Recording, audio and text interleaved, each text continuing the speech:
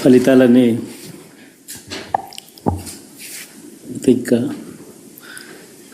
దాదాపుగా కొలిక్కొస్తా ఉన్నట్టున్నాయి.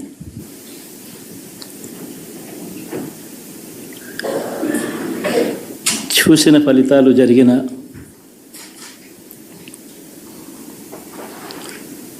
పరిస్థితులు చూస్తే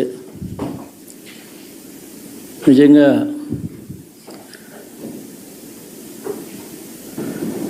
ఆశ్చర్యంగా కూడా ఉన్నాయి.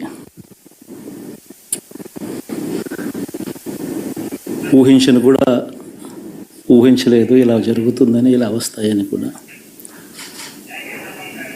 బట్ ఎస్,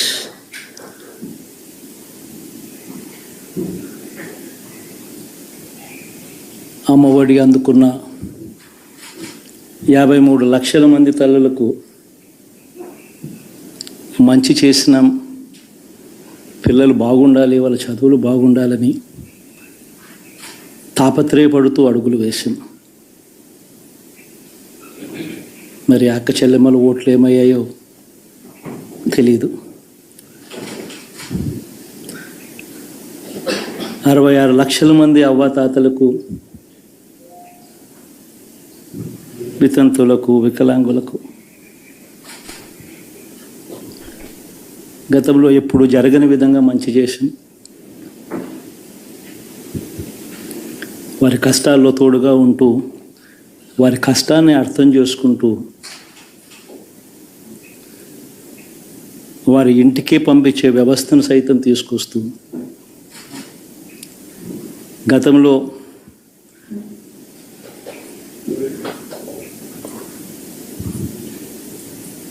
మా ప్రభుత్వం అధికారంలోకి రాకమునుపు ఇస్తూ ఉన్న చాలని పెన్షన్ నుంచి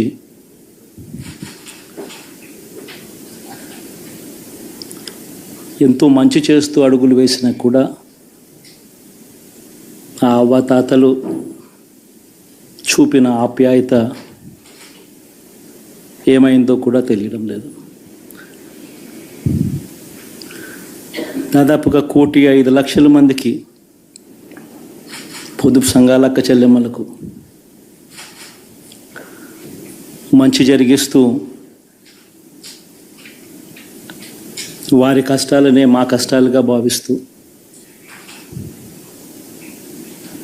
ఇచ్చిన ఏ మాట తప్పకుండా అన్ని రకాలుగా వాళ్ళకు అండగా ఉంటూ, ఆసరాతో తోడుగా ఉన్నాం, 0 వడ్డీతో సైతం అండగా ఉన్నాం, చేయూత సైతం తోడుగా ఉంటూ నిలిచాం. మరి ఆ 1,05,00,000 మంది అక్క చెల్లెమ్మల ప్రేమాభిమానాలు ఏమయ్యాయో తెలియవు. 26 లక్షల మంది చేయూతను అందుకుంటున్న అక్క చెల్లెమ్మలు, వారి ఆప్యాయత ఏమైందో తెలీదు.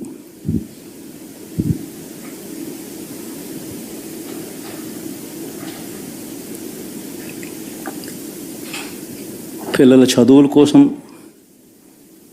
ఏ తల్లి ఏ తండ్రి ఇబ్బంది పడకూడదు అని మొట్టమొదటిసారిగా పూర్తి ఫీజులు ఇస్తూ తీసుకొచ్చి అందగా నిలిచాం. చదువుల్లో ఎప్పుడూ చూడని మార్పులు తీసుకొచ్చాం. దాదాపుగా 12 లక్షల మందికి సంవత్సరానికి మంచి జరిగిస్తూ, ఆ పిల్లలు, ఆ తల్లుల అభిమానం ఏమైందో కూడా తెలియదు.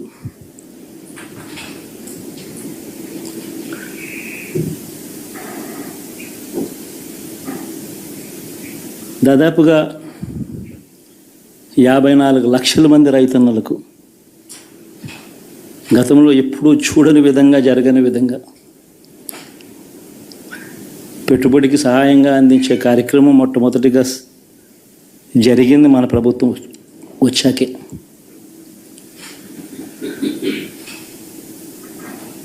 మరి అంతగా రైతన్నలకు తోడుగా ఉంటూ, రైతన్నలకు రైతు భరోసా ఇవ్వడం కానీ, సమయానికే వారికి ఇన్పుట్ సబ్సిడీ ఎప్పుడు జరగని విధంగా సీజన్ ముగిసేలోగానే ఇచ్చే కార్యక్రమం కానీ, ఉచిత ఇన్సూరెన్స్ కానీ, పగటిపూట 9 గంటలు ఇచ్చే కార్యక్రమం కానీ, ఉచిత విద్యుత్ ఇచ్చే కార్యక్రమం కానీ,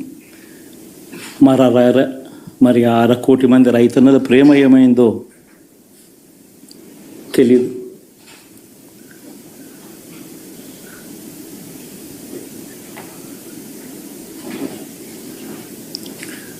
మరి ఇన్ని కోట్ల మందికి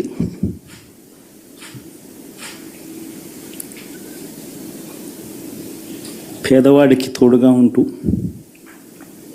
ఆటో డ్రైవర్లు నడుపుకుంటా ఉన్న వాళ్ళు ఆటోలు తోలుకుంటూ టాక్సీలు తోలుకుంటూ ఇబ్బంది పడకూడదని వారికి అండగా ఉంటూ వాహనమిత్ర, నేతన్నలకు అండగా ఉంటూ నేతన్న నేస్తం, మత్స్యకారులకు తోడుగా ఉంటూ మత్స్యకార భరోసా, ఫుట్పాత్ మీద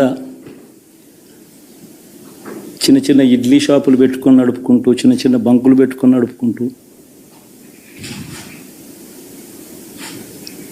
చిన్న చిన్న వ్యాపారాలు చేసుకుంటా ఉన్న వీళ్లకు, నా అక్క చెల్లెమ్మలకు, నా అన్నదమ్మలకు మంచి జరగాలని ఆరాటపడుతూ వాళ్ళకు ఒక తోడు, నా రజకులకు, నా నాయి బ్రాహ్మణులకు, నా టైలర్లకు అని అండగా ఉంటూ వారికి ఒక చేదోడు. మరి ఇన్ని లక్షల మందికి ఇంత మంచి చేసి, ఇన్ని కోట్ల మందికి, లక్షలు కూడా కాదు, కోట్ల మందికి మంచి జరిగించి, ఎప్పుడు జరగని విధంగా మేనిఫెస్టో అంటే ఒక చెత్తబుట్టలో పడేసే డాక్యుమెంట్ కాదు. ఒక మేనిఫెస్టో అంటే ఒక బైబిల్ అని, ఒక ఖురాన్ అని, ఒక భగవద్గీత అని మొట్టమొదటి రోజు నుంచి కూడా భావిస్తూ ఏకంగా 99% వాగ్దానాలు అమలు చేసి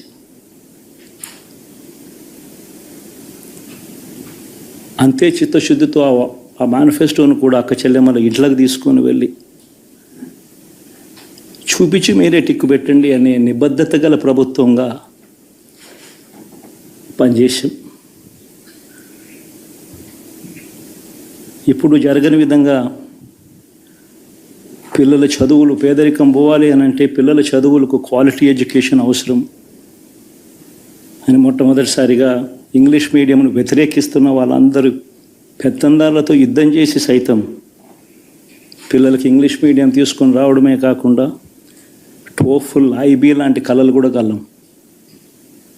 ఆ పేద పిల్లలకు అండగా నిలబడాలని, తోడుగా ఉండాలని, వారి చరిత్రలు మార్చాలని, ఎప్పుడు చూడని విధంగా గ్రామ స్థాయిలోనే సచివాలయ వ్యవస్థ, వాలంటీర్ల వ్యవస్థ తీసుకొచ్చి ప్రతి ఇంటికి సేవను అందించే కార్యక్రమం చేశాం. వివక్ష లేకుండా, కరప్షన్ లేకుండా దాదాపుగా 2,70,000 కోట్ల రూపాయల పైచిలకు ఇంటి వద్దకి అందించగలిగాం.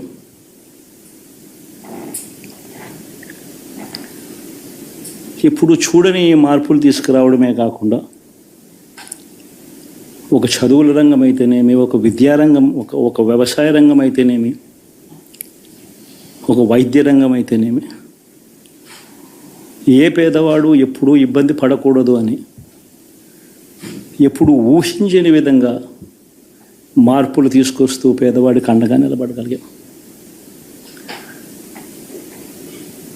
విమెన్ ఎంపవర్మెంట్ అంటే ఇది, మహిళా సాధికారత ఇది అంటే ఇది అని ప్రపంచానికి చాటి చెప్పగలిగాం.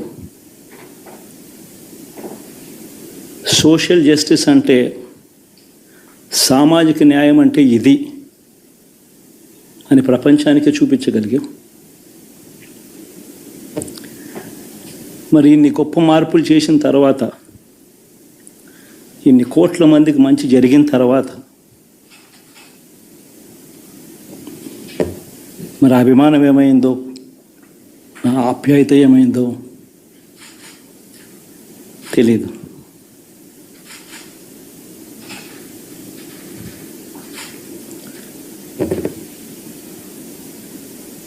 ఎవరో మోసం చేశారో, ఎవరో అన్యాయం చేశారో అని చెప్పి అనొచ్చు, కానీ ఆధారాలు లేవు.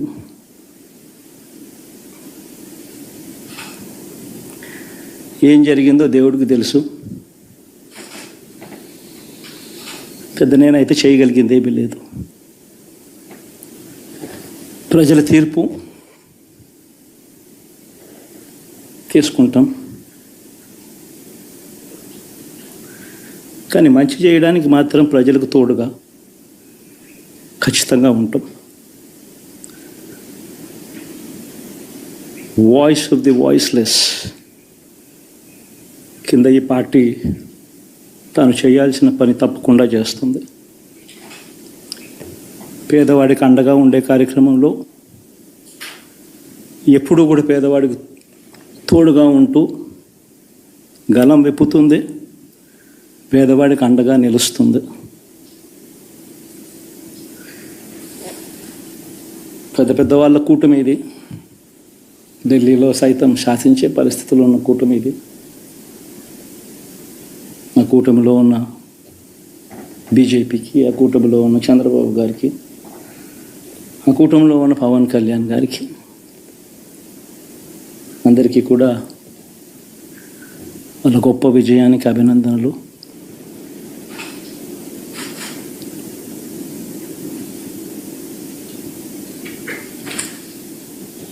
ఓడిపోయినా కూడా నా ప్రతి కష్టంలో కూడా తోడుగా అండగా నిలబడిన నా ప్రతి నాయకుడికి, ప్రతి కార్యకర్తకు, ప్రతి వాలంటీర్కు, ప్రతి ఇంట్లో నుంచి వచ్చిన ప్రతి స్టార్ క్యాంపెయినర్గా నాకు తోడుగా నిలబడిన నా అక్క చెల్లెమ్మలకు, అన్నదమ్ములకు, మీ అందరికీ మనస్ఫూర్తిగా మీ అందరికీ కూడా కృతజ్ఞతలు తెలియజేస్తా ఉన్నాను.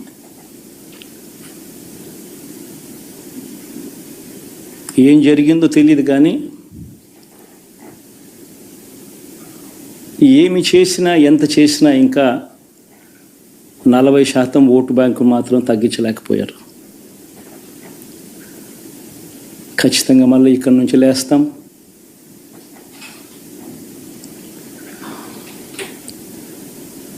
మళ్ళీ ఇక్కడి నుంచి గుండె ధైర్యంతో నిలబడి మళ్ళీ లేస్తాం. ప్రతిపక్షంలో ఉండడం కొత్త కాదు, పోరాటాలు చేయడం అంతకన్నా కొత్త కాదు. నా రాజకీయ జీవితం అంతా కూడా ప్రతిపక్షంలోనే గడిపా, ఈ 5 సంవత్సరాలు తప్ప. పోరాటాలే చేశా. రాజకీయ జీవితంలో ఎవడు చూడని కష్టాలు కూడా అనుభవించా.